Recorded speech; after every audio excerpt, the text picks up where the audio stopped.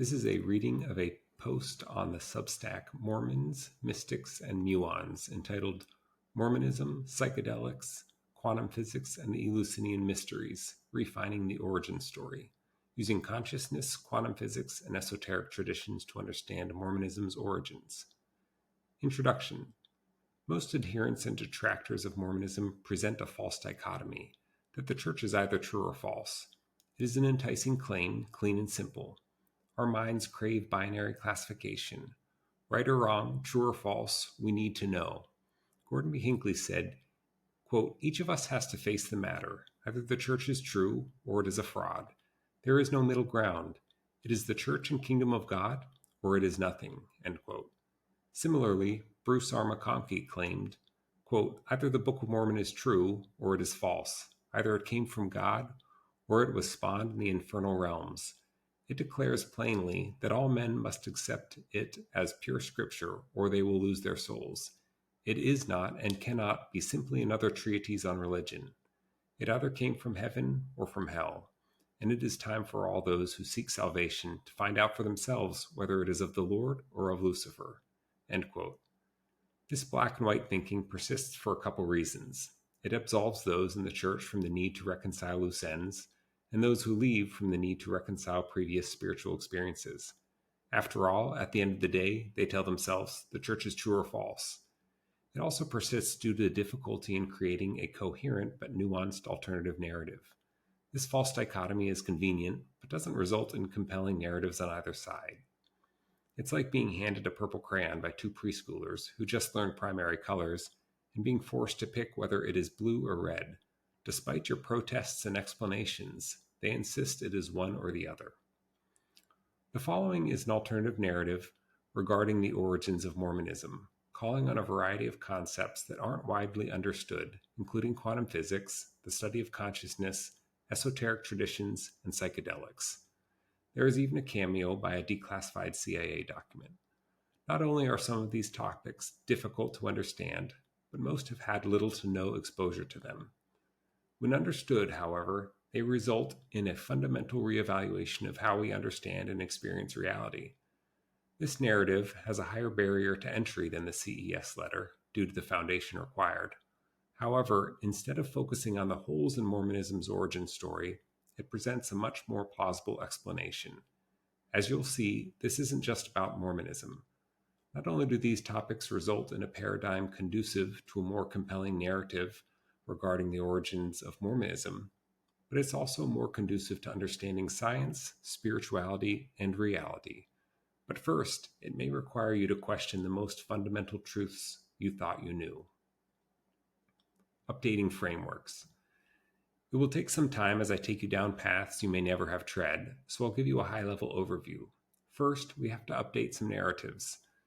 This may require questioning some presumptions traditionally held and being open to some new possibilities.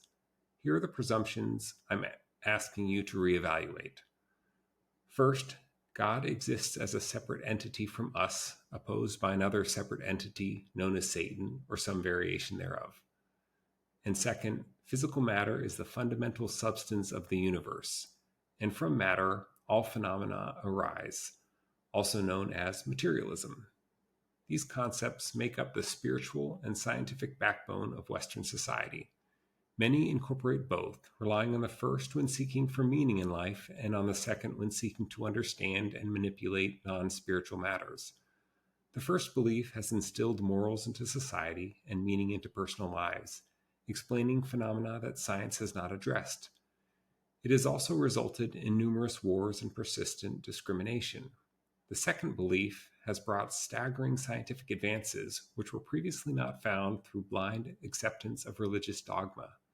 Yet, our swing towards skepticism hinders the investigation and acceptance of phenomena that don't fit into existing models, such as the benefits of Eastern medicine, and also invalidates spiritual or metaphysical experiences. As useful as both views have been, they have failed to reconcile scientific and spiritual phenomena. Science is in crisis, investigating phenomena increasingly impossible to fit into materialism. Simultaneously, society is turning away from parochial views of religion at record levels. it's time to consider whether there is a unifying framework which integrates science and spirituality. The key here is integration, holding the most useful and verified concepts of both frameworks and reconciling them into one comprehensive framework. This involves more than a professor at BYU saying that religion doesn't contradict science, showing some quotes of scientific church leaders, performing some hand-waving, and moving on. This is also markedly different than what many do, trading one worldview for another. Often, one shelf is swapped for another.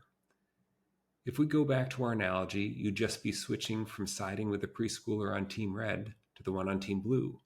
And you do this in medical treatment, recognizing the limitations of Western medicine and then abandoning it entirely for another limited perspective, rather than integrating both. Since the spiritual and scientific frameworks are at odds in their current form, integration requires a re-examination of the assumptions upon which the frameworks have been made. In other words, questioning that the only colors to choose from are red and blue. Here are the concepts I'll ask you to consider. First, God is the universe, the cosmos, or all of existence, indicating that there is an inherent oneness and unity shared by all people and things, a concept known as pantheism. Next, Satan is the inherent pull towards separateness, a forgetting of the love and unity inherent in the recognition that all is one, or the unintegrated and repressed aspects of ourselves. Next, mind or consciousness is the fundamental substance of the universe, from which all phenomena arise, a concept known as idealism. And finally, the inherent oneness of such a philosophy means there is a realm of universal consciousness which can be accessed through creativity, intuition, revelation, or altered states of consciousness, both endogenously produced through fasting, prayer, meditation, or breathwork, or exogenously through substances like psychedelics. The idea of an all-encompassing higher power and oneness inherent in the universe is not only consistent with many other spiritual traditions, but aligns with Christ's admonition to the disciples on being one with the Father, as well as Paul's teachings on us all being the body of Christ. Extending that analogy, what if we are cells in a cosmic body? As cells in this cosmic body, we are individualized, but each of us contain a connection to each other and the cosmic body. Each cell contains the entire genetic instructions to create the entire body and all other cells. Though cells often only access a subset of the entire DNA, they are connected to the entire body by containing the full genetic code, as well as through complex signaling mechanisms. We are both cells and the whole body. This fundamental oneness allows access to a universal consciousness, making concepts like revelation, intuition, and psychic or spiritual phenomena possible. I presented these in largely spiritual terms, but there are scientific corollaries to these concepts within quantum physics, be it quantum entanglement, in which two particles which can be separated by infinite distance are connected instantaneously, or quantum field theory, in which all energy or particles are part of the same quantum fields. Later, we'll touch on some of the scientific evidence for universal consciousness or connection and cover how altered states of consciousness are one of the ways to experience this phenomenon. Overview. We'll dive into those concepts more scientifically later, but that's hopefully enough of a framework to follow a summary of what I feel is the most rational explanation of the origins of Mormonism. To start, Joseph Smith and his family were very influenced by esoteric traditions, religious or spiritual groups and teachings which focus on experiencing hidden or mystical knowledge, including Gnosticism, Freemasonry, Hermeticism, Kabbalah, and folk magic.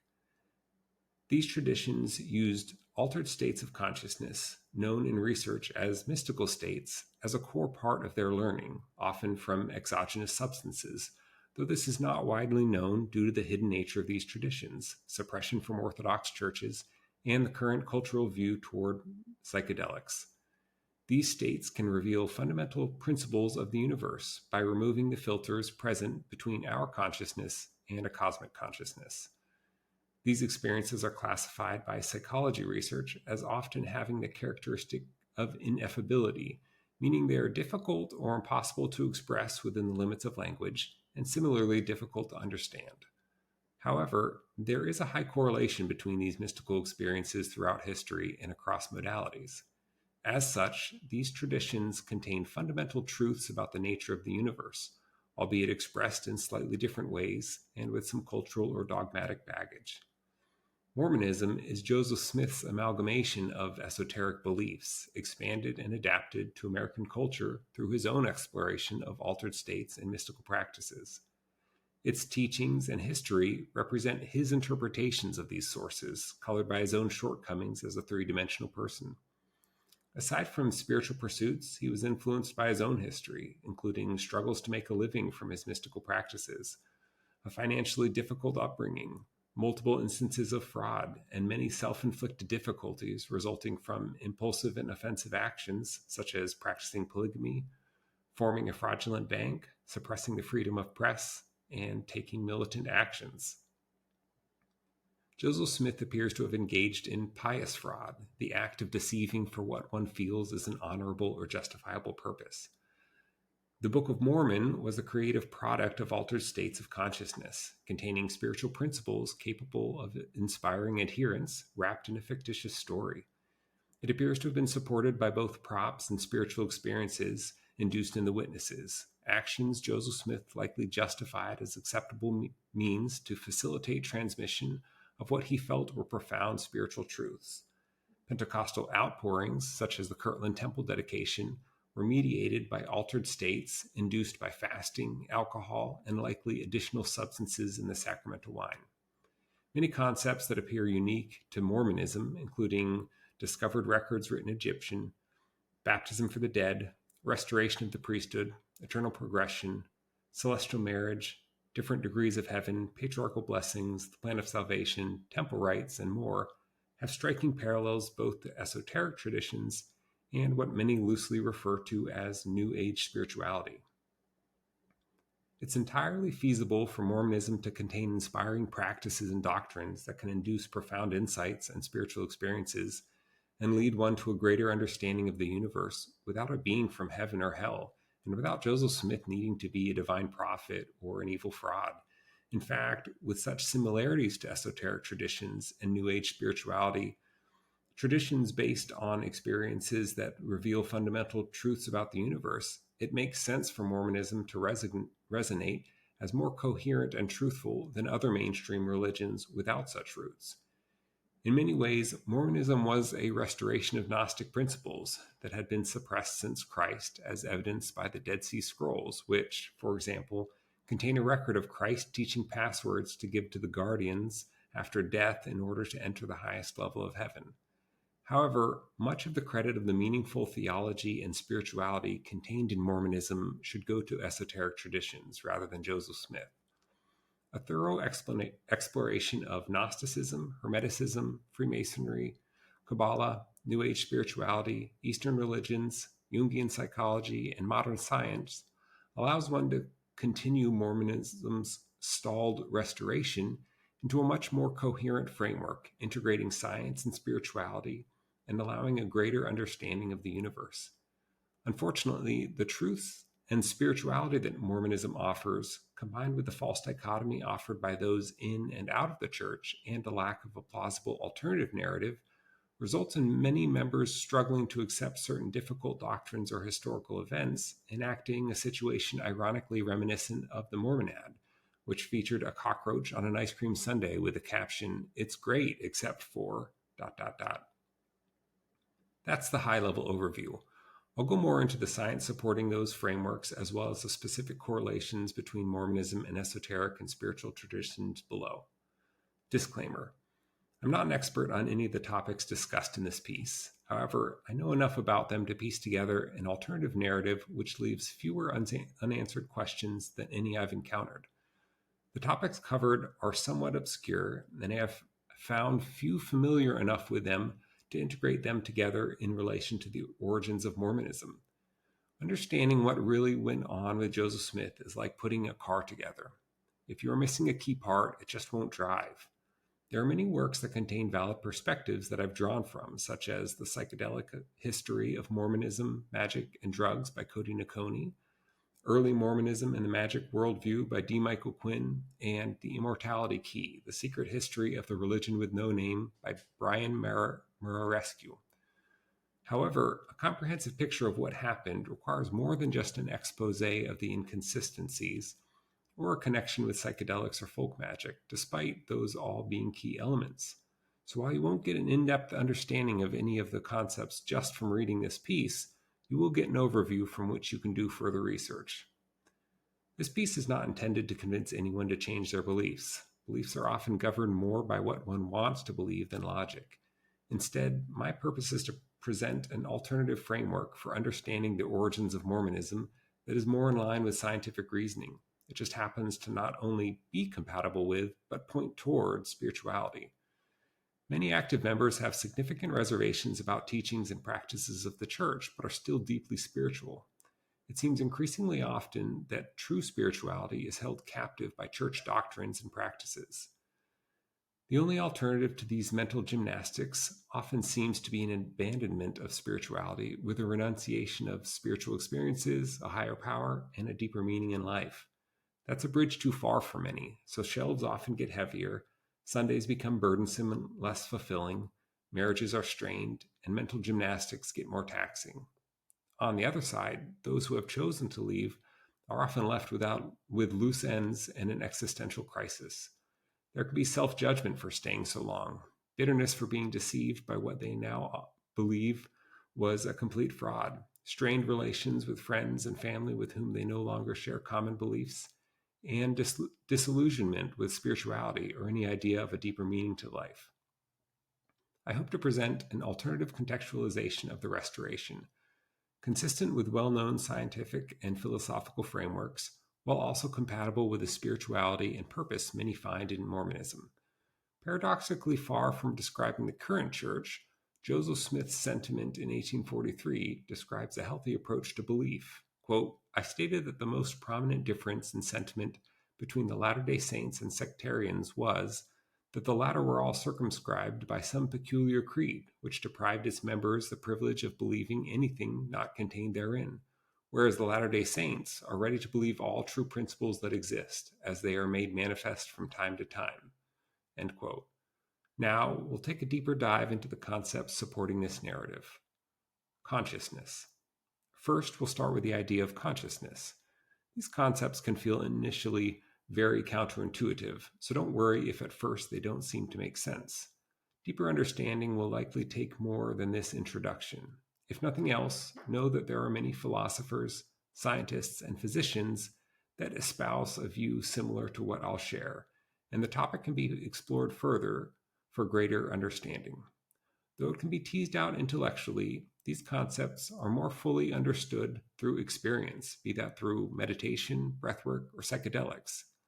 These concepts may not seem relevant to the origins of Mormonism, but they are crucial to establishing the philosophical framework of idealism, where consciousness, rather than matter, is the fundamental substance of the universe, as well as the concept of a universal consciousness, which accounts for the concepts of revelation and spiritual or psychic phenomena. Exploring what it means to be conscious is not something that often occurs without significant intention. One can go through a lifetime without stopping to consider consciousness. It's under the hood, out of the way, and is often only explored when one has no alternative but to reevaluate what they are experiencing in reality. Consciousness is like the laptop that runs the code of reality. We're often so busy running programs, writing emails, browsing the internet, and playing games that we fail to stop and consider that the things we are seeing and interacting with are not actually programs, windows, or objects, but rather information processed, interpreted, and displayed by the laptop. To highlight the subjectivity of our own conscious experience, consider putting the same information in another computer. If you're lucky, it will merely be displayed differently, but often it won't even process due to incompatible software and hardware. It's typically only when the laptop gets sluggish, runs out of space, or the display starts flickering that we are awakened to the realization that there is a console which is rendering or filtering the information with which we are interacting. So it is with reality. We often assume we are experiencing the same objective reality as everyone else until we take a step back and explore how we experience reality. When we look at a tree in a field, we are accustomed to thinking that we are experiencing that tree where it stands out there in the world. In reality, photons are striking our retinas, stimulating electrical signals that propagate along the optic nerve in a complex process involving the depolarization and repolarization of cell membranes, producing signals that then reach our brain, which itself uses a complex network of neurons to interpret what we are seeing according to our life experiences up to that point. What you are experiencing is not in the field, but inside your head. As objective as we'd like to believe reality is, we actually have no way of knowing that my red looks like your red.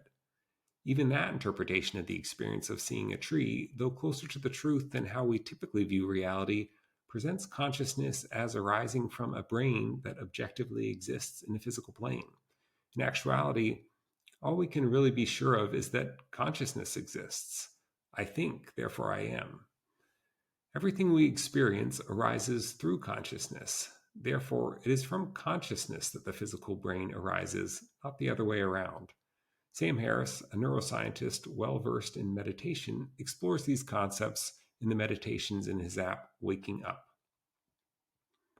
Through meditation, you focus on how thoughts, sounds, and feelings all arise in our consciousness and start to realize that everything we experience arises in this way through the filter of consciousness.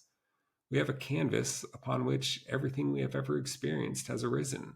Every thought, feeling, sight, sound, tactile sensation, smell has all been mediated by consciousness. That means every other person and thing, the entire universe to the extent you have experienced it, has been experienced only on this canvas of consciousness. Expanding our awareness through meditation consists of exploring the canvas of consciousness, recognizing how our attention is like a spotlight that illuminates a small area of that canvas, and deepening our understanding of how expansive that canvas is while broadening the area that our spotlight of attention can illuminate. Realizing that everything we experience, from thoughts to physical matter, is only done so through the filter of consciousness leads into the concept of non-duality. There is no duality or subject-object relationship to reality. We aren't subjects in a physical body, with our identity magically stopping at the edges of that body, interacting with a separate world that starts from the point our body ends. We aren't consciousnesses that exist separate from, but somehow linked to, a physical world. Instead, everything is consciousness. As fundamental of a truth as it seems to be that you exist separate from the world, it gets quite difficult when you try to explore this concept of an identity. Who is this you that exists? Are you the one that beats your heart, or is that your body? Are they the same? If they are the same, would you be the one that creates cancer should that unfortunate event happen, and yet also the one that fights it? Babies are born into the world without a sense of self. They don't recognize themselves as separate from their mothers or from the universe around them. They have no concept that there is a point at which their body stops and the world begins. They are simply a locus of awareness on a vast canvas of consciousness. Yet, as babies develop, their thoughts become more and more complex, and eventually a framework is constructed in which they view themselves as a separate identity or ego from the outside world. This identity is itself a complex set of thoughts that has developed in each of us, yet it is not us. We are not the thoughts or concepts that arise in our consciousness. We are the awareness behind those thoughts. We did not spring into existence when we finally developed an ego or sense of self, yet we've become quite attached to identifying ourselves with that ego. Exploring the idea that everything one has experienced has been on the canvas of consciousness leads to the discovery that everything else also exists on that same canvas of consciousness. There is only one canvas, and since our entire experience of another person has been on this canvas, they also exist on and experience this same canvas, albeit from a different perspective or locus of awareness than we do. Yet, as our and their awareness expands, these loci of awareness can overlap. Just as through meditation one can expand their awareness and control over more and more aspects of their body, expanded awareness can also give rise to more access to this universal consciousness. This is a rough introduction to the concept of consciousness, the fundamental nature of consciousness as the substance of the universe through which physical matter is a secondary experience, and the idea of a universal consciousness experiencing itself through different loci of awareness, with the potential to overlap and connect. As bizarre or unscientific as this may sound, this is a concept that many great philosophers and scientists have believed. Max Planck, the Nobel Prize-winning physicist regarded as the father of quantum physics, stated, quote, "I regard consciousness as fundamental. I regard matter as derivative from consciousness. We cannot get behind consciousness. Everything that we talk about, everything that we regard as existing, postulates consciousness," end quote. One way of understanding this concept of consciousness and individual experiences of reality is to view one's brain as a reducing valve which filters individual aspects of a universal consciousness, leading us to experience a portion of the universal consciousness as an individual human experiencing an individual life. This perspective is helpful in illustrating how psychedelics work. They are seen by many as a way of bypassing that reducing valve and allowing more of the universal consciousness to be experienced. Such a perspective is also helpful in explaining reports of past life memories, which, although not accepted by those determined to retain a materialist perspective, are considered by many as an actual phenomenon that can occur spontaneously in young children and through altered states. The Division of Perceptual Studies at the University of Virginia School of Medicine employs scientific methods to verify claims of past life memories in young children. These children remember verifiable information of individuals who lived prior, information which they would have no other access to. Having a concept that mind or consciousness is the fundamental substance of the universe, that there is a universal consciousness filtered into individual consciousnesses, and that consciousness is conserved throughout time, helps contextualize these seemingly bizarre phenomena in a rational way. Dreams are one of a few concepts that can provide a template for understanding this concept of universal versus individual consciousness. While dreaming, your whole consciousness subdivides. Some of your consciousness is present as a mini-ego, the main character in the dream, separate from the other characters and environment which you experience in your dream. In a dream, our brain is largely unable to differentiate this experience from waking reality, as the visual, auditory, and other sensory areas of the brain are active in the same way as they are in waking reality. In this experience, you can be frightened, surprised, and amused by other characters, which are actually part of the universal consciousness of your waking self. Despite feeling very separate from others and the world in the dream, you are it all. This shows how one consciousness, your consciousness, is experienced in a way in which a fraction of that consciousness, your dream self, experiences other fractions of that same consciousness, the other characters and environment of the dream, as separate, despite the fact that they are all arising from one consciousness. Dissociative identity disorder provides another helpful template to explore this concept. This is a condition in which, due to trauma, a person's consciousness subdivides into separate alter egos. These are like different brains inside of one brain. These alter egos have different personalities and ages, and are often walled off from each other. This means one alter ego will not have access to the memories of the other alter egos, nor will be consciously aware when another alter ego is in the quote-unquote driver's seat. This condition is a result of the protective mechanism of our brains to wall off trauma, resulting in many egos inside of one quote-unquote universal consciousness. It is possible, though rare, for such an individual to heal through therapy and integrate all of the alter egos into one integrated consciousness. This is not a suppression or death of the alter egos, but rather an integration together. This is just another model of how consciousness can be subdivided into seemingly separate parts, and how individual consciousnesses can interact or overlap. Other support for these views on consciousness include Carl Jung's work. While a contemporary of Freud, he viewed psychology differently and rooted his view of the universe on a collective unconsciousness, which gives rise to archetypes and symbolism that recurs over history. He also believed in psychic phenomena through this idea of a collective unconscious, and sought to integrate Western psychology with Eastern philosophy. Additionally, the CIA has researched many phenomena related to these ideas, including remote viewing, astral projection, and mind control. One fascinating and incredibly well-written investigation is found on the CIA website as a document declassified in 2003. It is a rather comprehensive explanation of the universe from an energetic, non-dual perspective, motivated by the CIA's interest in the Gateway Project, a group using brainwave entrainment through audio recordings to astral project, remote view, and alter the world around them via altered states. The document gives an elegant scientific explanation of these paranormal phenomena, as well as recommendations on how the government can both utilize and defend against these methods for national security. Note that a crucial page was missing from the declassified document and was finally found in 2021 at this link by a journalist from Vice. Before we wrap up exploring consciousness, I'll attempt a brief summary of psychedelics based on this framework. However, I strongly believe everyone should read How to Change Your Mind by Michael Pollan or watch the Netflix docuseries adaptation, given the psychedelic renaissance we are experiencing. He interviews prominent figures in this space, explores the mental health research taking place that is yielding incredible results, reviews psychedelics' interesting history, and reports on his own psychedelic experiences undertaken for the purpose of the book.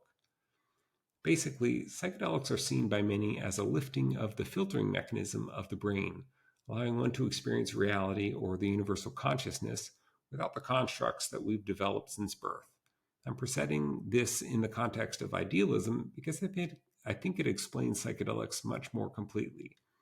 Instead of psychedelics doing things to your brain or making you see things in your head, they've actually been shown to quiet brain activity, in line with the concept that they are lifting the filters of your brain and exposing you more fully to the raw data of reality without the post-processing our brains and past experiences usually provide. It's also important to understand that instead of psychedelics taking you to some state that is in a category on its own, they are taking you to the same states accessed through many other modalities. The destination is largely the same, but the mode of transportation is different. We can produce these states endogenously from within the body without any substances through breathwork, meditation, yoga, or what are generally seen as religious activities like fasting and contemplative prayer. This has been supported by MRI studies showing a similar state in the brains of subjects meditating and in subjects who have taken psilocybin, as well as the strong correlations between the descriptions of psychedelic experiences and those of religious mystics throughout history. Still, part of the difficulty with altered states is the wide variety of experiences people have, as they often present in the mental language we have, and are influenced by factors such as one's setting and intention. So while the brain is relieved of some of its filtering and meaning-making, it isn't entirely gone. The experiences can still present and be interpreted afterwards through the religious or spiritual frameworks that a person is accustomed to, particularly if they were occasioned through religious practices. It can be difficult to interpret and process, something called integration, and many can come away with unhealthy conclusions, like knowing they are God, or very literally interpreting things they have experienced. This is likely why many traditions have kept information about these altered states hidden, regardless of whether accessed through meditation or psychedelics. Despite the variety in experiences, there is a very consistent signal amidst the noise, consistent enough for researchers to develop a robust framework for identifying mystical experiences in research. The experiences generally consist of wonder, bliss, love, and a feeling of oneness with the universe or God. The profundity of these experiences was illustrated in the 25-year follow-up of a seminal experiment called the Good Friday Experiment, where 10 theology students were administered psilocybin. When contacted 25 years later, 9 of the 10 participants regarded the experience as one of the most significant and meaningful spiritual experiences of their life. Understanding psychedelics requires an openness to reframe them away from something that produces artifacts in the brain, but rather as something that opens us up to recognize and experience deeper meaning and fundamental truths about reality, just as is done through other pathways to altered states. In essence, it allows one to peek behind the veil spoken of in Mormonism and New Age beliefs. We've now laid a rudimentary foundation for idealism, or the idea that the universe is fundamentally consciousness, a philosophical foundation needed to understand what comes next, quantum physics. Again, as this is likely a radical departure from how you may have viewed reality, you may want to do a deeper dive on your own. However, as bizarre as those concepts might seem, you may find solace in the fact that they help us understand the seemingly bizarre findings of quantum physics. Quantum physics. Quantum is a term that gets thrown around somewhat recklessly in many spiritual explanations. Often what is being discussed is not true quantum physics. This works fine when talking to like-minded individuals, as the speaker is evoking the principles of the multiverse, superposition, and the observer effect, only applied on a spiritual level to real-life scenarios. However, this alienates rational skeptics who can't make the logical leap from true quantum physics to quantum weirdness as a principle applied at large. With that in mind, I'm going to try to focus on actual quantum physics first, albeit from a rudimentary bird's eye view. Quantum physics is mind-bending. John Wheeler, a theoretical physicist, is quoted as saying, if you aren't completely confused by quantum mechanics, you do not understand it, end quote. Luckily, you don't need to deeply understand it to be able to walk away with some paradigm-shifting implications. Even if you won't fully understand the many experiments and theories of quantum physics, there are a few benefits from a brief exploration into some of the most well-known topics. First, it is hard science, with validated results that are widely accepted, even being the topic of the 2022 Nobel Prize in Physics. Second, these validated results contradict the materialistic determinism through which much of society views reality, or the idea that everything is cause and effect to physical matter, and that by knowing the positions of all the atoms in the universe, you can predict how everything will play out. Third, this is where science starts to sound very woo-woo, and you can start to see an integration of science and spirituality. Ironically, the arguments many skeptics use against all things woo rely on a materialistic and deterministic world inconsistent with quantum physics. The problem is, quantum physics is so weird and obscure that most skeptics don't understand it, and even when they do, they relegate it to theoretical implications only applicable on a small scale, which is not true. By way of a brief history, the scientific revolution represented a drastic shift away from blind faith and religious dogma, with society moving towards skepticism and materialism. Newton's laws of motion formed the basis of classical physics. The advances from the scientific revolution were immense, and classical physics seemed to answer almost all of our questions for centuries. Then we entered the 20th century, which brought Albert Einstein's theory of relativity and quantum physics. Newton's laws broke down when you zoomed in to the atomic level. Quantum physics describes the properties and behavior of particles at the atomic and subatomic level. Quantum physics is weird. Einstein refused to accept aspects of it because it got too weird. But before we jump into that, now is a good time to point out some interesting differences in how we treat science versus spirituality.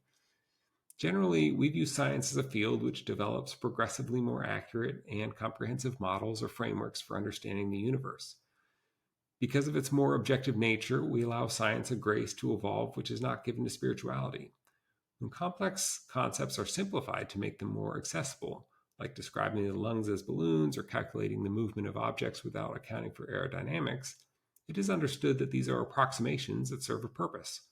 When Newton's laws of motion fail on the atomic size, they are rightfully understood as approximations that can now be updated by more accurate models rather than being labeled as false.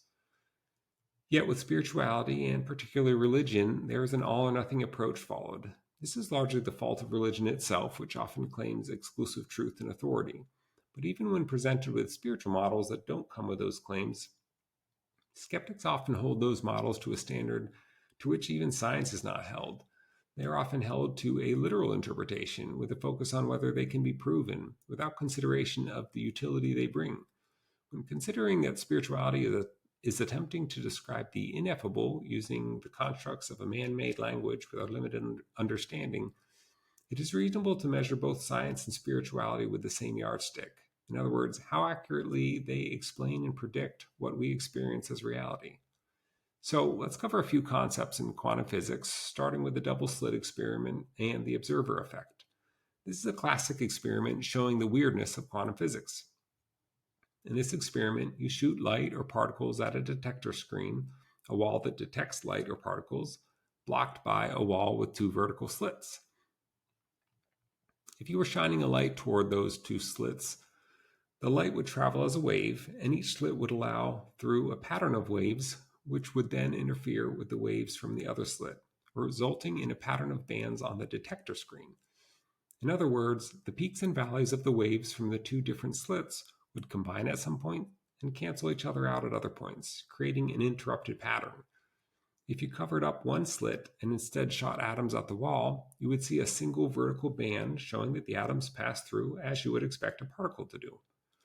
However, if you uncovered both slits and shot the atoms, you'd end up with a pattern of vertical bands on the screen, showing that the particles somehow behaved as a wave, interacting with each other in an interference pattern.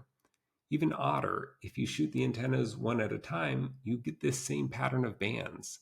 It's as though the atom is interacting with itself, somehow going through both slits simultaneously, interfering with the version of itself going through the other slit, yet later being detected in only one spot on the screen, influenced by that interference. One by one, the atoms strike the screen and result in the same pattern of bands, indicating wave-like behavior. It gets even stranger. If you set up an instrument to monitor which slit the atom goes through and then rerun the experiment, you no longer get wave-like behavior and instead just see two bands, showing that there was no interference and only particle behavior is observed. The atom is no longer going through both slits and interfering with itself, but instead is going through one slit only. Yet as soon as you turn the detector off, the wave-like behavior returns. If you're lost, take a moment and watch this excellent video, as it is much easier to visualize this than read about it. In quantum physics, small particles don't exist in an exact location, but instead their position is represented by a wave function, or a cloud of probable locations. In essence, the particle exists in all of those locations at the same time, but more so in certain areas which have a higher probability. The concept of a particle existing in all of those locations at the same time is called a superposition of states. This means that instead of that atom existing in a definitive location on its path towards the screen, it exists in a cloud of probability. There's a certain percent chance of it going through the left slit and a certain percent chance of it going through the right slit. Until we observe the atom and pin it down to a definite location, it exists probabilistically in all of its possible locations at the same time. Once observed, those many different possibilities collapse into just one reality according to some physicists who choose to throw out all of the other possible states, which were all affecting the experiment until the moment of observation. Other physicists adopt a view that I feel more cohesively integrates with the study of consciousness and idealism, which is that instead of the waveform collapsing, the act of observation merely anchors your perspective to only one of those parallel timelines from that point forward. Integrated with idealism, this means the other timelines still exist in some other aspect of the infinite universal consciousness. This is where the idea of many worlds or the multiverse comes in. A weird idea, but one that many physicists are adamant is the only reasonable explanation for the results seen. In summary, multiple realities exist at the same time, each corresponding to a possible path of the atom, stacked on top of each other and interacting with each other in a superposition of states. It's essential that these different timelines are stacked on top of each other and interacting, because it is only through interference from the superposition of all timelines that you would get the interference patterns. If these alternate realities only existed hypothetically, there would be no interaction and no interference pattern on the detector screen. Then, the moment the atom is measured or observed and pinned down to a location, the superposition of timelines ends, and you only observe that one reality from that point forward. Before the detector is aimed at a slit, this moment of measurement doesn't occur until the very end, when the screen detects only one atom strike, allowing the interference to happen all the way until that point, which over time results in a pattern of interrupted bands. However, when there is a detector aimed at the slits, no wave-like behavior is seen. This is because the multiple timelines are in a superposition only until the moment of observation, which is now at the slit. From this point, only one timeline is observed, thus eliminating the interference from the superposition of timelines in which the atom passed through the other slit. Therefore, without the interference, you only observe two bands on the detector screen. This phenomena, that observing changes the result of an experiment, and therefore the reality you experience, is called the observer effect. The concept of a multiverse where timelines are in superposition until a point in which only one timeline is experienced is bizarre, but much of this bizarreness comes from trying to understand this experiment from the perspective of materialism, which is why we explored consciousness and idealism first. In materialism, the concept of a multiverse sounds absurd. Some physicists reject the idea of a multiverse in favor of more convoluted explanations because they don't want to account for how a physical world splits and where these infinitely branching other universes exist. It's messy from a materialistic perspective, where you identify your perspective as an observer as being separate from the world you observe. But when you try understanding from idealism and the perspective that what we are experiencing is infinite consciousness of which we are a part rather than an objective physical world, the idea of our experience winding its way through a cosmic choose-your-own-adventure book is a little easier. Overall, I'd suggest the takeaway from the double-slit experiment is that there's a relatively simple, undisputed experiment which defies conventional wisdom, and to which a seemingly bizarre explanation involving a superposition of timelines appears to be the simplest and most elegant explanation. Reality does not follow the rules you thought it did. Additionally, there is some aspect of reality that is pregnant with different possibilities, and our act of inspecting reality draws us into one of those possibilities. The degree to which you can impact this phenomenon and how to do so is a philosophical discussion for another day. Next, let's discuss the concept of entanglement. Entanglement has been observed in many different scenarios, but fundamentally it is the phenomenon that two particles, or objects now that has been observed on slightly larger scales, can become correlated such that the state of one particle is dependent on the state of the other, even when separated by large distances. Particles become entangled by some close association, like splitting a particle into two components or smashing two particles together. The simplest example of this is that of entangled electrons. Electrons have a property called spin, which is either up or down, but exists in a superposition of both up and down until measured. When two electrons are entangled, the moment you measure one and collapse the superposition of states into spin up or spin down, you know the other electron will measure with opposite spin. Sometimes this is incorrectly explained as though you had a pair of gloves and mailed one to friend A and another to friend B. As soon as friend A opens and sees a left-handed glove, he knows friend B has a right-handed glove. However, these gloves are not in a superposition of states. Instead, this is more like mailing two quarters to those friends. Once friend A takes their quarter out, flips it, and gets heads, you then know that when friend B flips his quarter, it will be tails. Einstein was uncomfortable with this, as it seemed to indicate that one particle was sending information to the other at speeds faster than light, and thought that the states of the particle were determined at the moment of entanglement rather than measurement. He has since been proven wrong, with the 2022 Nobel Prize in Physics going to scientists who work to do so. Rather than viewing entanglement as evidence of information being transmitted faster than the speed of light, physicists actually view these particles as not being separate, but rather as having some aspect of oneness. When you apply the concept of the multiverse and view superposition as a summation of all possible timelines, entanglement represents a sort of conservation or balancing force. The superposition of all possible outcomes or timelines with regards to two entangled electrons only includes scenarios in which they balance each other out with opposite spins. So the takeaways from quantum entanglement are that physical particles can share an instantaneous connection regardless of distance. Entanglement happens from collision, splitting, or close association of particles, and entanglement has a balancing characteristic. Considering these points along with the scientific model of the universe that started from a single point in the Big Bang makes the idea of inherent oneness and interconnectedness in the universe much less bizarre. The last topic we'll touch on in this brief introduction to quantum physics is that of quantum field theory.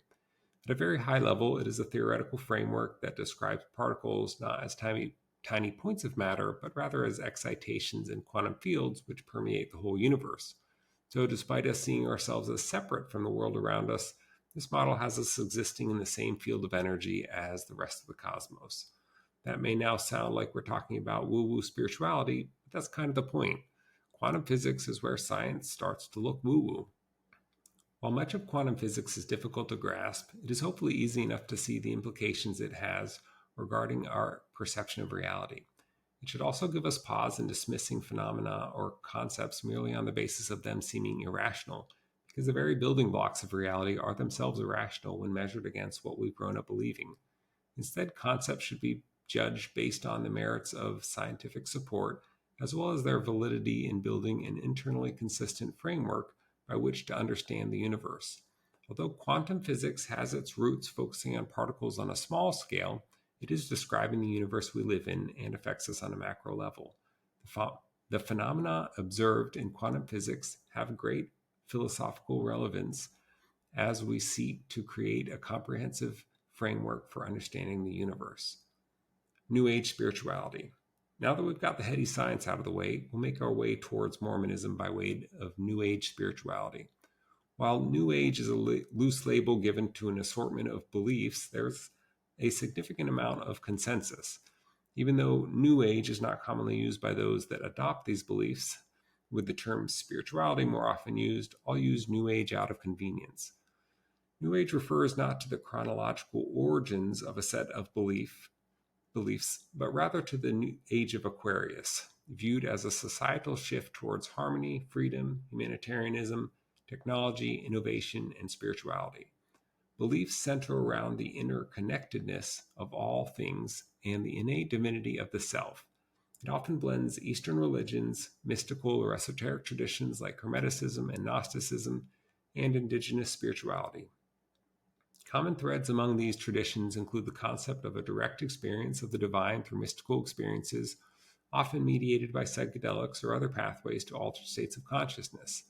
It's no coincidence that New Age spirituality is associated with the surge in psychedelics in the 1970s. There is a tendency today for quantum physics to be referenced in the explanations of New Age beliefs. However, these references often draw the criticism of skeptics, as they are often appeals to the philosophical principles of quantum physics applied to a spiritual worldview, rather than references to actual quantum physics. This is likely because the intended audience is generally already aligned and not seeking proof, as well as due to limits in understanding of quantum physics by the speakers due to its inherent complexity. However, I believe integrating the findings from ancient and modern experts on consciousness with actual principles of quantum physics justify these philosophical interpretations. Instead of getting into specific New Age beliefs here, let's finally explore the origins of Mormonism, during which I'll highlight many correlations between the two. Mormonism. As mentioned in the beginning, the presence of mysticism with Mormon origins was not well known, at least again, until the latter half of the 21st century.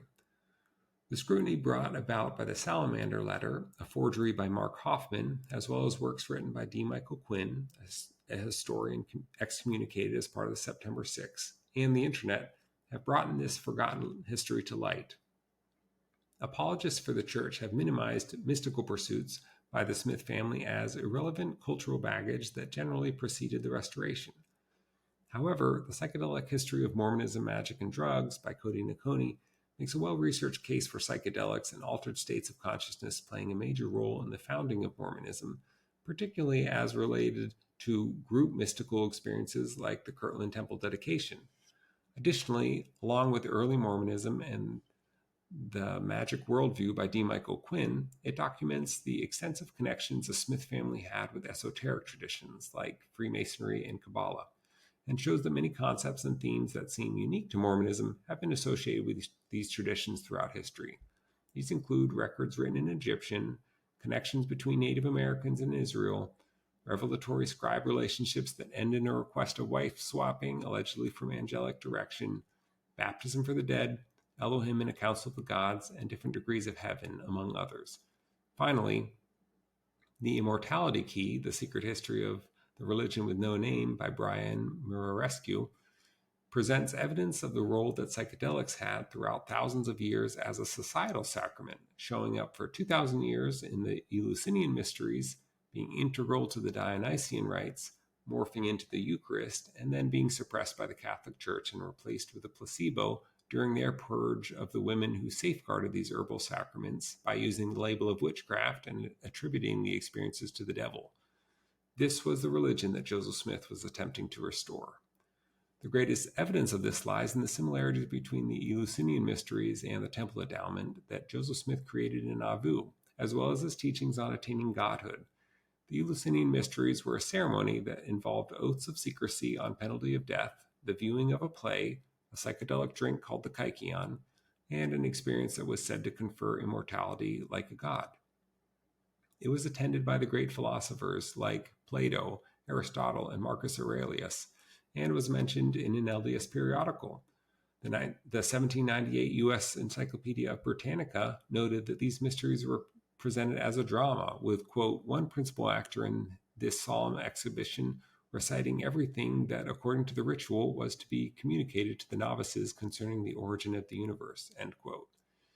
In 1816, another publication observed that they, quote, displayed the lapse of the soul from original purity into a state of darkness, confusion, and ignorance. They affected to teach the initiated how they might emerge from this state, how they might recover what had been lost, how they might pass from the gloom of error into the splendid brightness of regained paradise, end quote. The Testament of the 12 Patriarchs, which was reprinted in Ohio in 1827 and referred to in the Encyclopedia Britannica as the initiatory ceremonies of the Eleusinian Mysteries, stated, quote, the first of them anointed me with holy oil and gave me the scepter of judgment. The second washed me with clean water and fed me with bread and wine and clothed me with a glorious robe down to the ground. The third put on me a silken garment. The fourth girded me with a girdle like to purple, and the third shall have a new name, end quote. D. Michael Quinn summarized the connections in the following by explaining that in 1837, the Eleusinian Mysteries were commented on in a publication from church headquarters. Quote, the Latter-day Saints Messenger and Advocate comments about the Eleusinian Mysteries, which the American edition of the Encyclopedia Britannica and other sources in 1837 describe as being revealed by God from the beginning of the world and passed on to worthy initiates through washings and anointings, a new name and garment, vows of non-disclosure, lesser and greater rituals, presentation through drama, an oath of chastity, designation as prophets, priests, and kings, emphasis on attaining godhood, and a heavenly ascent past various guards to whom departed spirits must give magical passwords, end quote. It's also crucial to note that the history of magic or mysticism is inextricably tied together with altered states of consciousness, whether from objects of intense meditation or focus like a seer stone or crystal ball, or from exogenous substances like potions that contain mind-altering ingredients. In fact, Vatican documents on the Inquisition even contains recipes from witches for these potions, including ingredients such as lizards, which contain psychedelic properties. Keep this in mind as you consider Joseph Smith's family and their connection with magic. Magic is more than a superstitious worldview of people that didn't know any better. Also consider the concept that altered states remove some of the filters that our brain normally applies to the universal consciousness. There's evidence not only that Joseph Smith and his family never stopped being mystically minded, but that this mysticism served as the foundation of Mormonism. First, some circumstantial evidence. Moroni's reported visit on September 21st, 1823 is both a full moon and autumnal equinox. Subsequent meetings with Moroni to retrieve the plates also coincided with the autumnal equinox.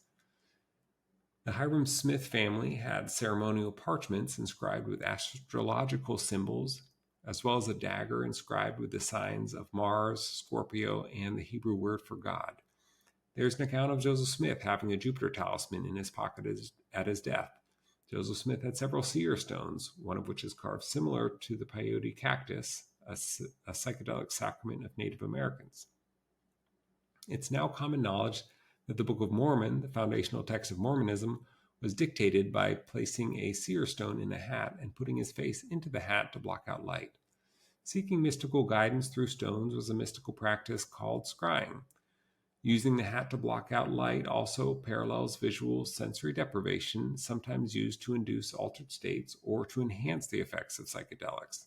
Joseph Smith, his father, and Oliver Cowdery used dowsing rods. In fact, Lucy Mack Smith wrote, quote, I shall change my theme for the present, but let not my reader suppose that because I shall pursue another topic for a season, that we stopped our labor and win at trying to win the faculty of abrac, drawing magic circles, or soothsaying, to the neglect of all kinds of business. We never during our lives suffered one important interest to swallow up every other obligation.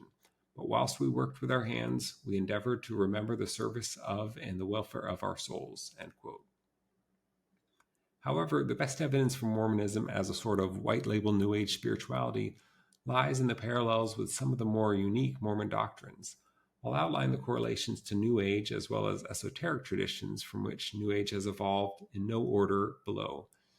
I'm presenting these to contextualize Mormonism's theology rather than to validate it, as I believe in most cases the esoteric or New Age versions of these beliefs form a more coherent perspective on the universe than the Mormon adaptations.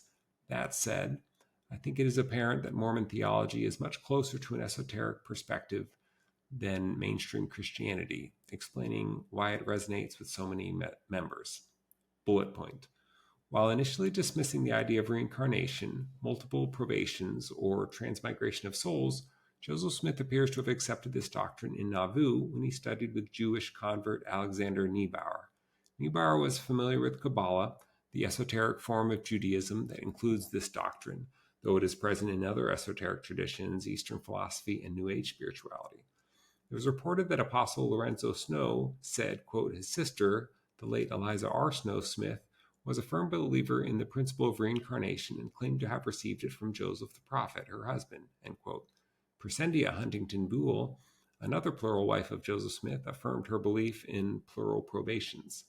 Heber C. Kimball and Brigham Young would go on in Nauvoo to ordain each other to become saviors of future worlds, also requiring a concept of multiple probations. Heber C. Kimball and Orson Pratt would continue to teach of this principle in the decades to come, with Kimball comparing the doctrine to a potter forming vessels and then throwing the clay back on the wheel to try again. Next bullet point. The Dead Sea Scrolls, discovered in the 1940s, contain a Gnostic gospel from the 2nd century called the Apocalypse of James. In this, Christ discusses with James that his physical existence is a sort of matrix, and that when James dies, he will need to give certain passwords to the archons or guardians in order to escape and enter into the highest degree of heaven. The parallels to the temple endowment should be clear. Gnosticism, as an esoteric tradition, also incorporated psychedelics and contained a lot of overlap with the Eleusinian Mysteries discussed above. Bullet point. The Book of Mormon was produced through Joseph Smith looking at his seer stone with his face obscured from the light by a hat. It proceeded at a rapid pace, with Joseph able to stop and resume at a later time without any notes. It reportedly contains information that he was not aware of, like Jerusalem being surrounded by a wall. Textual analysis claims the language to be from different authors. While all of these are cited as support for the truth claims of the Book of Mormon, there are numerous written works produced in a similar manner that meet or exceed every one of these claims. The concept of channeling or automatic writing involves an individual receiving information through concentrating on an object like a stone or Ouija board, or by entering a flow or trance-like state. From a materialistic perspective, the information comes from the individual's subconscious, while through a Jungian perspective, the information is received from the collective unconscious. Radio Free Mormon does an excellent podcast exploring this phenomenon and the implications for the Book of Mormon. Essentially, the Book of Mormon fits within a large category of channeled works that inspire many, defy traditional explanations, yet have conflicting truth claims. Interestingly enough, when automatic writing is used in therapy, the produced work is viewed as a reflection of the writer's psyche. Themes like the Nephite and Lamanite rivalry, prohibition against polygamy, secret combination, and justification of breaking a commandment, murdering Laban, because a book of scripture was crucial to preventing a nation dwindling in unbelief, may respectively reflect themes in Joseph Smith's psyche that show up during his life, such as inner duality, his sexual desires for polygamy, the secret works of the Danites, and his justification of pious fraud in the production of the Book of Mormon. New bullet point. Mormonism is thought to have a unique perspective on the fall of Adam, namely that it was God's plan and crucial for progression. Gnosticism teaches a similar perspective. The partaking of the forbidden fruit helped instill in mankind a spark of knowledge that would help them progress back into the presence of the divine. On a related note, the serpent is a symbol of Kundalini energy, awareness, or consciousness in Hindu tradition, and supports the allegorical nature of the story of the fall, which can be seen as both a story of individuation or psychedelics. This may also be the best time to mention Satan's odd comment in the temple endowment when questioned by God about what he's doing there. He replies he's doing, quote, that which has been done in other worlds, end quote. This sounds like New Age beliefs, which can include the idea of a universe replete with populated worlds, each at different stages of spiritual progression. The Catholic Church also killed the mystic Giordano Bruno, who taught of infinite worlds that were also populated. New bullet point. The principle of the priesthood, a power that allows one to heal through the laying on of hands, restored to the earth by a mystical experience with heavenly messengers, parallels the practice of Reiki, another method of healing through one's hands. This is especially true when you consider that it was acceptable for Mormon women to practice healing and blessings in the early church. Reiki involves life force energy and was developed into a practice through Mikao Usui in 1922 when he had a mystical experience after 21 days of meditating and fasting. Reiki practitioners attune other practitioners who are often given a lineage back to Usui, similar to lineages given with priesthood ordinations. Even the Mormon priesthood, being named after Melchizedek, invokes the esoteric and Gnostic importance placed on Melchizedek, who appears in Gnostic texts and is viewed as Hermes Trismegistus, Thoth, or even Christ, depending on the tradition. New bullet point. The concept of becoming as God, given in 1844 by Joseph Smith in the King Follett Discourse, is similar to esoteric principles like as above, so below, or any other variation that focuses on the fractal nature of reality. The idea that we are inherently divine and contain the universe within us is the bedrock of New Age beliefs. As mentioned previously, a theme of the Eleusinian Mysteries was attaining godhood. New bullet point. The concept of Kolob as the star closest to where God lives, as included in the Book of Abraham, parallels New Age emphasis on the star system Sirius. This book was allegedly a translation of a record of Abraham in Egypt, but when the manuscript was discovered to be a standard copy of the Book of the Dead, church apologists shifted, quite accurately, to a view that Joseph Smith essentially channeled the text, with the manuscript merely a vehicle. Interestingly enough, there are several apologists who have linked Kolob with the Sirius star system, as this was one of the most important stars to Egyptians, and KLB is the Hebrew word for dog. Sirius is known as the dog star. Here's a link to one example, even drawing connection with the fact that Sirius B, one of the two stars in this binary system, which would have not been known to Joseph Smith, is a dwarf star that apparently matches Doctrine and Covenants 130, verses 6 through 7, description of angels dwelling on a sea of glass and fire, where all things for their glory are manifest, past, present, and future. Sirius is viewed by many of New Age beliefs, somewhat symbolically, but even symbolism versus literalism is nuanced when you believe in reality as a consciousness, as a star system with more advanced beings, many of whom have chosen to incarnate here to help Earth go through this difficult period of transition before the dawning of a new age. All concepts that parallel Mormon theology and will be covered soon. New bullet point. Mormon theology teaches that the earth will be sanctified. Doctrine and Covenants 130, 8-9 states, quote, this earth in its sanctified and immortal state will be made like unto crystal, and will be a Urim and Thummim to the inhabitants who dwell thereon, whereby all things pertaining to an inferior kingdom, or all kingdoms of a lower order, will be manifest to those who dwell on it, and this earth will be Christ's, end quote. New Age beliefs center around a very similar belief that the earth or Gaia will rise from one level of consciousness to another, often referred to as transitioning from 3D to 5D. New bullet point. Abraham 3 speaks of a council in heaven whereby valiant spirits, called noble and great ones, are chosen to have important roles on earth. It has been repeatedly told to members throughout the history of Mormonism that they were saved until these latter days to take part in important spiritual happenings before the second coming of Christ. Similarly, New Age beliefs talk about starseeds or consciousnesses that have volunteered to incarnate on Earth to help Earth through this great period of separation until mankind realizes their inherent oneness. Here is a video giving an allegory about this from Charles Eisenstein, or just search for starseed on Google or Facebook to find the prevalence of this belief. New bullet point.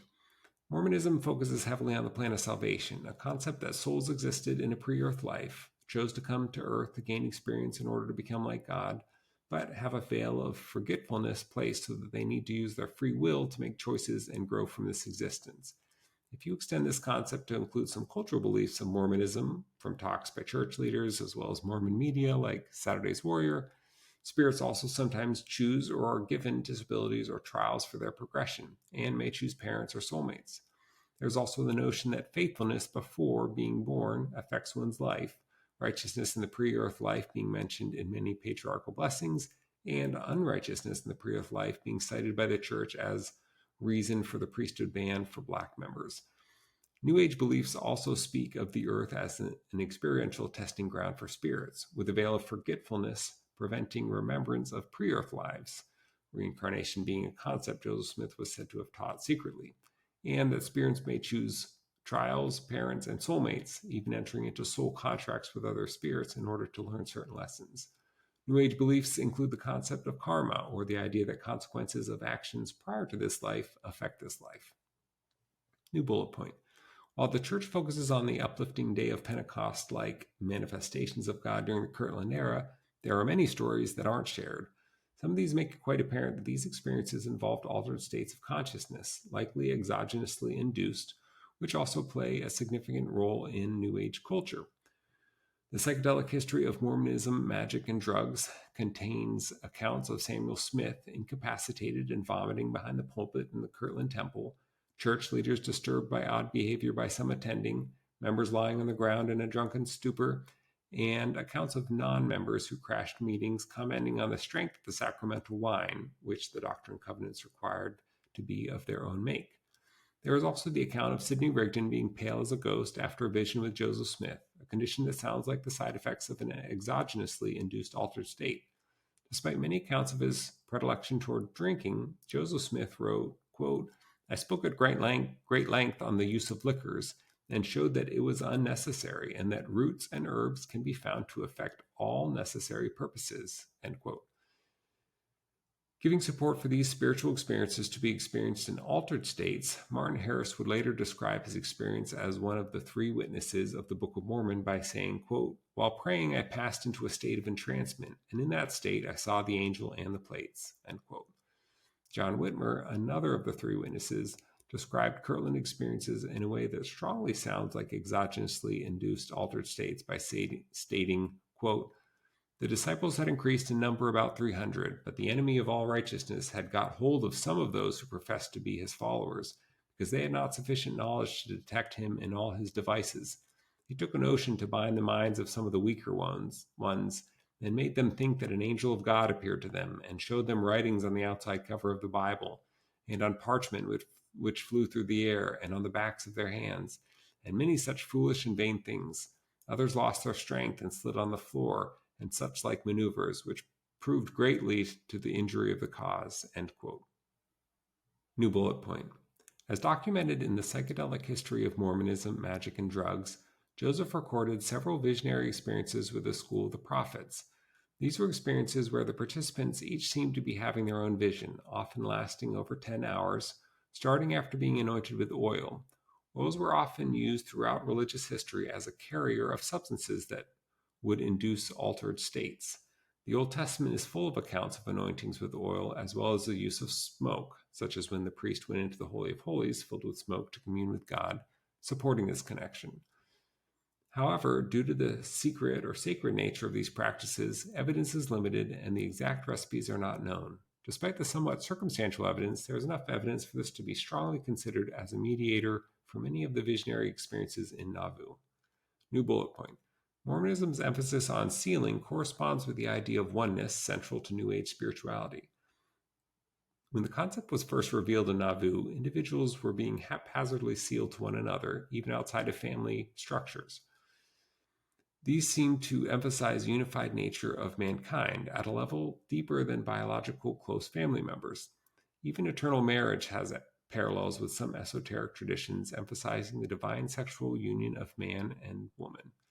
New bullet point. Joseph Smith's emphasis on a pure or Adamic language parallels esoteric traditions in Islam, Judaism, and Christianity that thought that taught it was a pure language with the power to create, similar to manifestation, which ceased after expulsion from the garden. New Age spirituality has a similar concept of light language, a channeled energetic or purer form of language that communicates at higher states of consciousness. New bullet point. Joseph Smith's translation of the first few books of Genesis into the Book of Moses contain elements that were available to him at the time from esoteric sources. In a work called Magica Adamica from the 1600s, Adam is claimed to have been taught about Christ and to sacrifice animals in similitude of his sacrifice.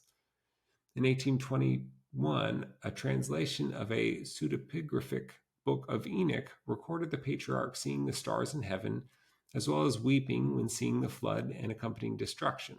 Similarly, in Joseph Smith's translation, Enoch saw all things, quote, not visible to the natural eye, end quote, witnessed Noah's ark with the accompanying flood, and, quote, wept over his brethren and said to the heavens, I refuse to be comforted, end quote. The Book of Moses describes Cain's pact with Satan, with Cain stating, quote, I am Mahan, the master of this great secret, end quote. The previously mentioned Book of Enoch, available to Joseph, states that Satan revealed his secret name and accompanying power to those who made an oath to him. Mahan may correlate with Mayhun, being a name of Satan in Scottish lore, which appeared in a published work available in the area during Joseph Smith's time. New bullet point. Joseph Smith was reported as saying the lost 10 tribes of Israel were, quote, in the North Pole, in a concave just like the shape of that kettle, and John the Revelator is with them, preparing them for their return, end quote. This is similar to some New Age teachings about a hollow earth or planes of habitation below the surfaces which contain other beings. New quote. Polygamy, technically polyandry as practiced in early Mormonism, is a form of polyamory which is more openly accepted by some in the New Age community. This may stem from a romantic interpretation and expression of the philosophical ideas of universal love and oneness, as well as the intense feelings of bliss and love that often accompany altered states. However, Joseph Smith's practice of polygamy, which even involved him claiming to be threatened with the destruction by an angel with a flaming sword if women would not comply, and repeated advances to married women, seems to be best viewed alongside that of popular gurus using their influence for sexual gain. New bullet point. The New Age concept of oneness manifests in Mormon concepts such as the law of consecration and Zion, as in Moses 7:18, quote, and the Lord called his people Zion because they were of one heart and one mind, end quote. New bullet point. The word of wisdom parallels the emphasis on wellness within New Age spirituality. New bullet point. Mormonism recognizes a heavenly mother, similar to New Age's emphasis on divine masculine and divine feminine, or Shiva and Shakti. New bullet point. Just as in New Age spirituality, the earth, or Gaia, is personified as having a consciousness or soul in early Mormonism. Sometimes this attribution extends to all matter. In Moses 7:48, Enoch hears the earth say, quote, woe, woe is me, the mother of men. I am pained, I am weary because of the wickedness of my children. When shall I rest and be cleansed from the filthiness which is gone forth out of me? When will my Creator sanctify me, that I may rest and righteousness for a season abide upon my face?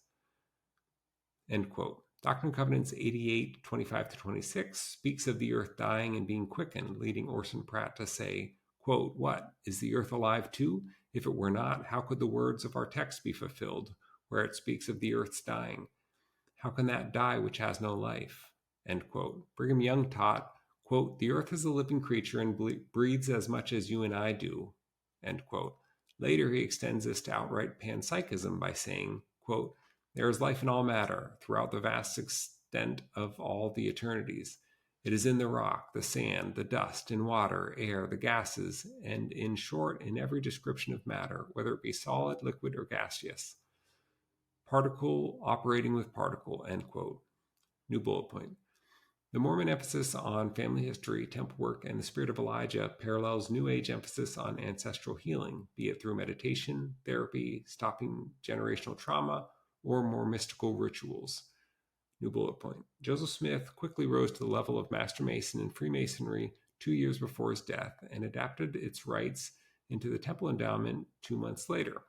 Some Mormon apologists claim that Freemasonry stems from the ancient rites practiced in King Solomon's temple.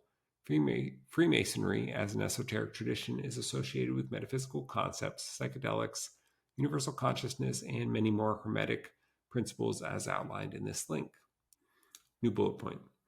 Mormonism's belief and scriptures about Melchizedek and Enoch correlate with the appearance of these two significant figures in esoteric and New Age beliefs and writings. New bullet point. Different degrees of heaven was a common view in esoteric and occult traditions, almost exactly mirroring Joseph Smith's 1832 revelation on the matter. There are references to degrees of glory in an encyclopedia and in Bible commentaries during Joseph Smith's time, as well as in Sibley's A New and Complete Illustration of the Occult Sciences, which had its 13th edition published in 1824. Swedish mystic Emanuel Swedenborg, in publications in the U.S. since 1812, stated, quote, "There were three heavens, entirely distinct from each other," end quote. He called the highest heaven the celestial kingdom and related the glories of these heavens to the sun, moon, and stars.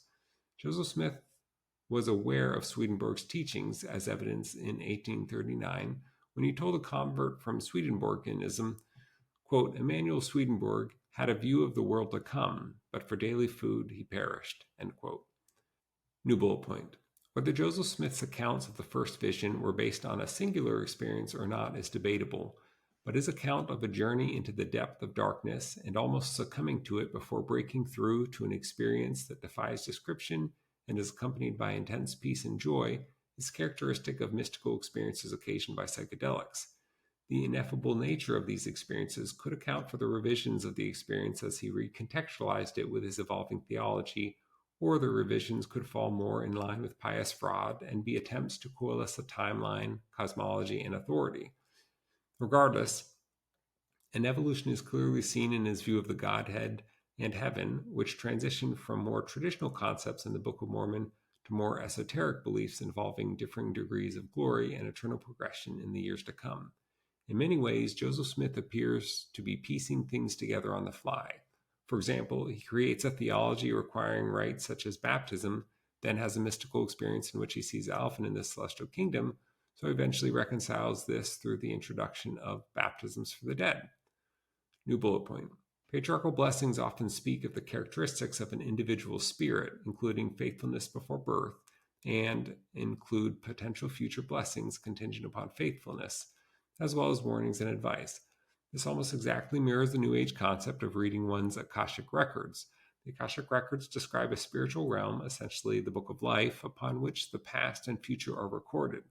The similarities extend to even how strictly these blessings and readings can be interpreted, since the concept of free will is emphasized in Mormonism and New Age spiritual beliefs, as well as an understanding that the individual through which these blessings or readings come also plays a role. As such, both are held somewhat loosely as a potential timeline one is heading for, assuming they continue on a certain course, and inconsistencies in them are often interpreted with a bit of hand-waving when needed. New bullet point. Priesthood blessings in general are also performed very similar to the principles of channeling.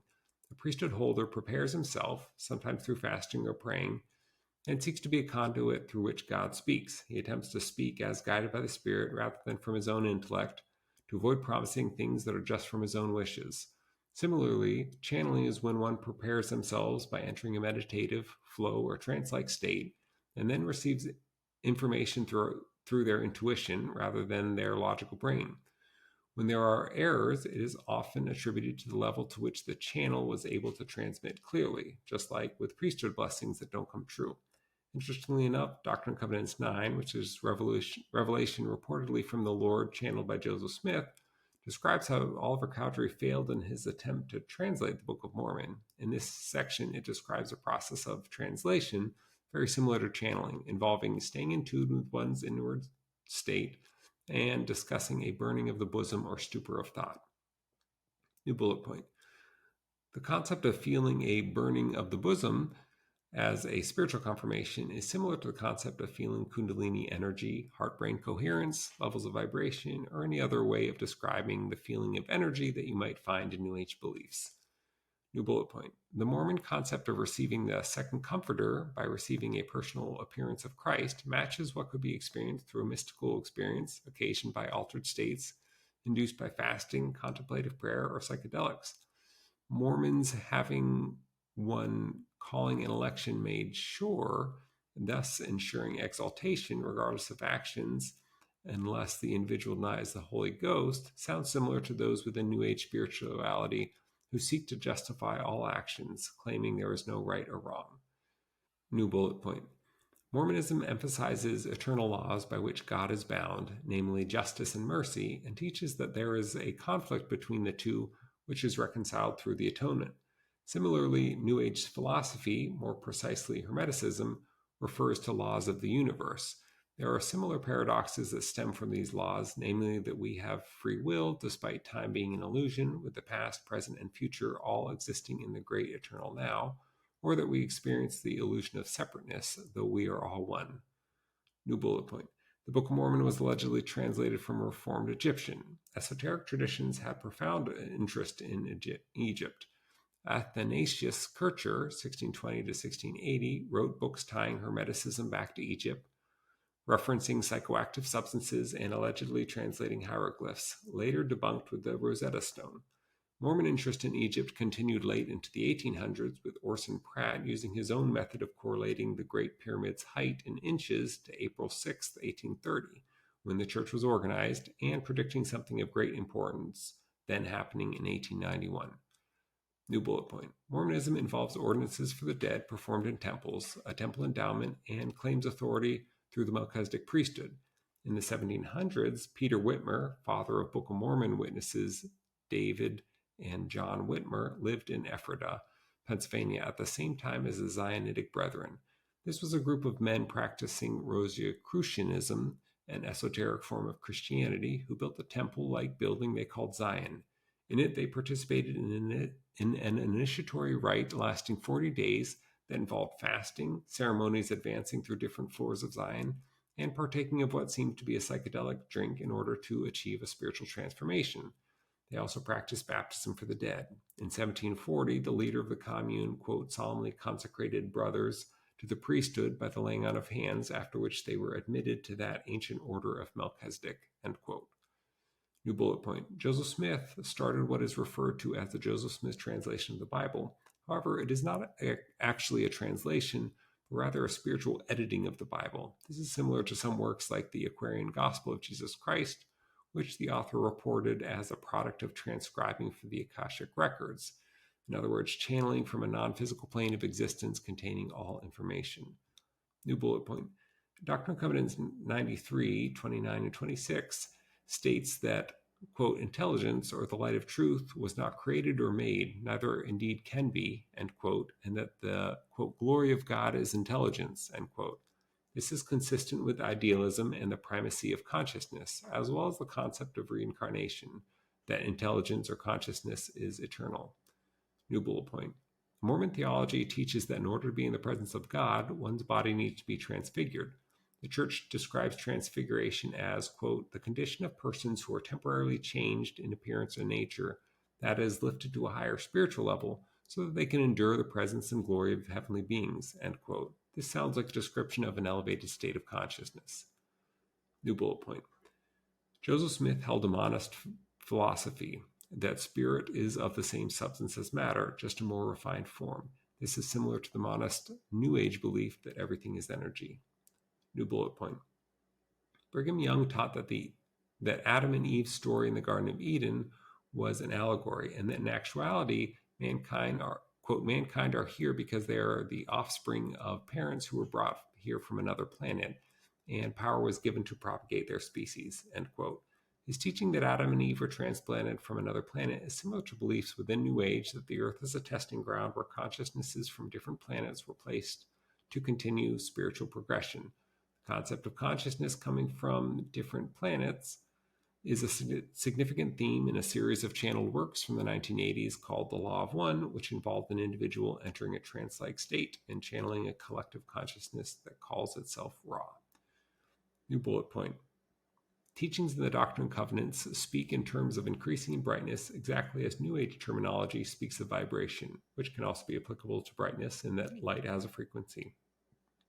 Doctrine and Covenants 5024 says, quote, That which is of God is light, and he that receiveth light and continueth in God receiveth more light, and that light groweth brighter and brighter until the perfect day." End quote. New bullet point. Other verses in the Doctrine and Covenants describe experiences that closely match mystical or psychedelic experiences. The qualities of these experiences are so consistent that researchers have developed a mystical experience questionnaire, or MEQ, that is used in research on psychedelics and mystical experiences. The qualities measured for are, quote, internal and external unity, transcendence of time and space, positive mood, sense of sacredness, noetic quality, paradoxicality, alleged ineffability, and transiency, end quote. Consider Doctrine and Covenants 8841, scripture channeled through Joseph Smith, where it describes one's state when he has increased in intelligence, light, and wisdom.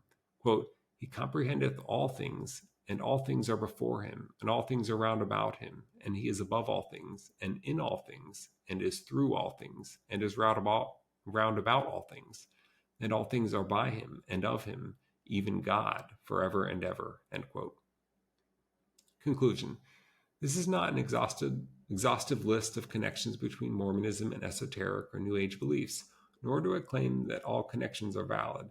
This is also not an attempt to claim that Mormonism merely copied esoteric traditions, as it seems clear that Joseph Smith and adherents were experiencing profoundly mystical experiences. My hope is to equip readers with a better understanding of the domains of consciousness, quantum physics, psychedelics, and esoteric traditions, as I feel familiarity with all of these is required to satisfactorily understand the origins of Mormonism. In my opinion, no one is two-dimensional, and casting Joseph Smith as either a righteous prophet or an evil fraud is an oversimplification that relieves one from a deeper analysis. He had significant flaws, including self-victimization and a lack of sexual restraint, resulting in inexcusable actions. He also appeared to be a pious fraud, feeling the ends justified the means and excusing dishonesty and fraud. This is evidenced by his blatant denial of practicing polygamy, as well as his likely use of a prop for the golden plates, as supported by some accounts. However, it also seems that he sincerely believed aspects of Mormon theology. I find this extremely likely given the fact that psychedelic and mystical experiences have been shown by research to be profound and life-changing, as well as the fact that these experiences seem to significantly shape Mormon theology and scriptures. Considering the ineffable nature of these experiences, I think it is also very likely that he struggled to understand and integrate these experiences, often improvising on the fly. His theology was clearly evolving through the years, with dramatic shifts at the end with the King Follett Discourse and incorporation of Freemasonry. With the profound experiences he appears to have had, whether exogenously or endogenously induced, it is well within reason to speculate that he either felt justified in fabricating the contents of the Book of Mormon as a means of imparting these types of spiritual truths to others, or actually believed he was channeling this book from God and justified utilizing a prop to bolster buy-in from others. Unfortunately, Mormons are caught up in a perfect storm. With Mormonism's American origins, and with leadership still overwhelmingly Western, most Mormons have grown up with a materialistic worldview, have little or no familiarity with altered states of consciousness through meditation or psychedelics, and have little exposure to any alternatives to the idea of an individual God. Psychedelics are still recovering from the war on drugs. Quantum physics is viewed as a quirky but hard to understand branch of science with little application to everyday life.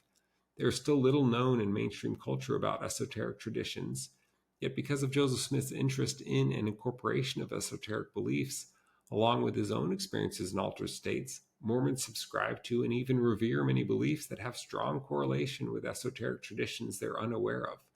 Because these traditions have beliefs centered around experiential knowledge of the divine, of consciousness, and of the nature of reality, Mormonism is much closer to an integration of science and spirituality than mainstream Christianity.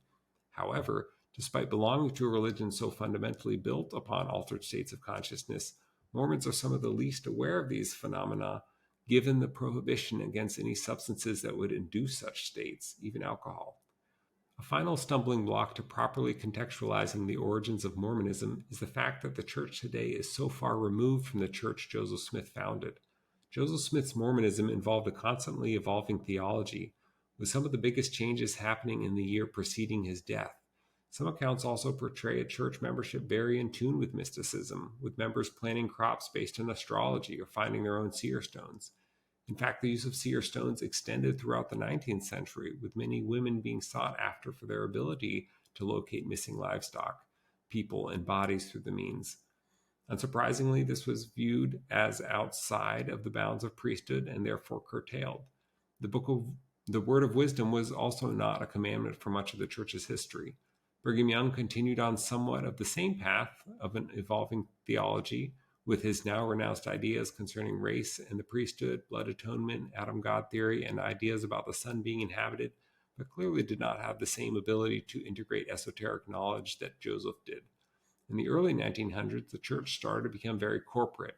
Even in the last few decades, there has been a watering down of the peculiar nature of Mormonism.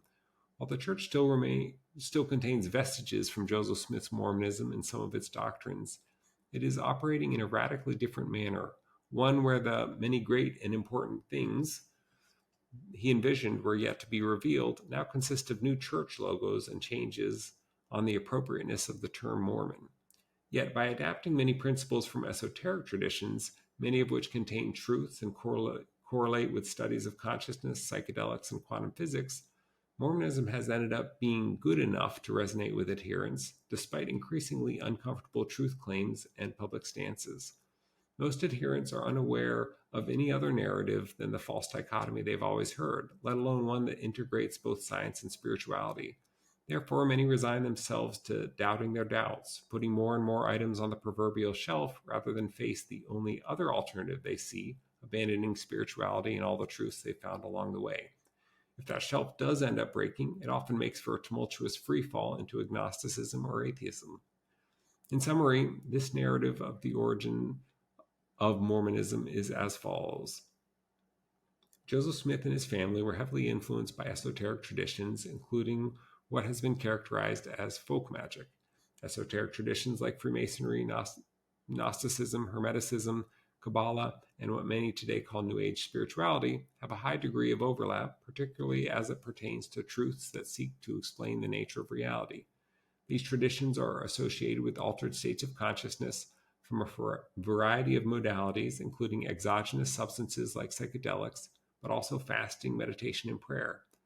Exploration of the nature of consciousness, both scientifically and experientially, is consistent with a non-dual philosophy of idealism, where the substance of reality is consciousness, not physical matter. In such a philosophy, reality can be viewed on the highest level as a universal consciousness from which everything arises, including fractalized subsets of this consciousness, which we experience as our own realities. Altered states of consciousness can produce ineffable mystical experiences in which one can access aspects of this universal consciousness, explaining the correlation between esoteric traditions and among mystical experiences. Quantum physics seeks to explain phenomena that appear bizarre and contradict a materialistic, deterministic view of reality. Much of quantum physics, including entanglement and the multiverse, is least problematically interpreted from a philosophy of idealism, or a universe created out of consciousness. Though quantum physics as a field of study largely refers to behavior of very small particles, it affects macroscopic objects. Mormonism is an amalgamation of both principles borrowed from esoteric traditions and derived from Joseph Smith's own personal mystical experiences in altered states of consciousness. There's a high likelihood that some of Joseph Smith's altered states were induced through exogenous substances, and that many spiritual phenomena in the early church, particularly in a group setting, were also mediated in a similar fashion through the sacramental wine and oil anointings. However, Joseph Smith also seems to have been able to access states in which he could produce the Book of Mormon on demand through the use of the seer stone and sensory deprivation. Joseph Smith's altered states, as documented in the church history and modern scriptures, have a strong correlation with historically documented mystical experiences, as well as the characteristics of mystical experiences as defined in modern research. Evidence of group-altered states being mediated by exogenous substances come from accounts from Mormons and non-Mormons. Evidence of Mormon theology being derived from esoteric traditions and altered states, which involve interpretations of experiences accessing aspects of a universal consciousness, is found in a striking correlation with both historical esoteric beliefs that well preceded Joseph Smith as well as New Age beliefs that would not coalesce until well after his death. While some might view the fact that some of his ideas later pop up in New Age beliefs, such as the idea of starseeds, as being prophetic, the fact that they are much more internally consistent and coherent in New Age spirituality instead supports the idea that Joseph Smith's theology was more akin to a minimum viable product or beta version. While Mormonism, like esoteric traditions, has a foundation on gnosis, or spiritual experiences of the fundamental truths of reality, it also involves significant distortions of these truths due to the inherent difficulty in integration of these ineffable experiences, as well as Joseph Smith's significant shortcomings. Joseph Smith was a three-dimensional character colored by a persecution complex, intemperance with substance, dishonesty, and sexual impropriety. However, because mystical experiences are so profound, he also likely believed in the principles he taught and felt justified in many of his actions. Because Mormon theology incorporates Joseph Smith's interpretations of fundamental truths from esoteric traditions and mystical experiences, it can produce significant spirituality in adherence. To date, popular narratives regarding Joseph Smith do not give the most plausible explanation for his ability to produce the Book of Mormon, to incorporate so much theology into Mormonism that resonates with individuals, and to induce such spiritual experiences in others. While there are popular narratives that utilize esoteric traditions and psychedelics to explain Joseph Smith and Mormon theology, they don't openly acknowledge the truth inherent in those sources, whether from a scientific or spiritual perspective, and therefore fail to validate the spirituality many experience in Mormonism. This ends up being a barrier for many who have significant concerns with aspects of Mormonism, but view the only alternative as a renunciation of the spirituality they felt through it. Hopefully, I've presented a narrative regarding the origins of Mormonism which leaves fewer loose ends, while also serving to integrate science and spirituality. I also hope to have drawn attention to the predicament faced by many Mormons who feel they're being asked to abandon the spiritual truths they found in Mormonism, owing to the lack of a path that validates their spirituality and gives them a rational explanation for how it developed through Mormonism in the first place. Given the rich and extensive history of esoteric traditions, which contain many truths, the founding of Mormonism can indeed be viewed as a restoration or integration of these truths into a mainstream religion. This restoration, however, is owned by no organized religion. It continues today in the developments in quantum physics, in research into consciousness and psychedelics, with the practices of meditation going mainstream, and with the ever-increasing numbers of people identifying as spiritual while identification with organized religion declines. Whether you read from a position within the church or without, I hope this has given new perspectives that serve you in your own personal spiritual growth.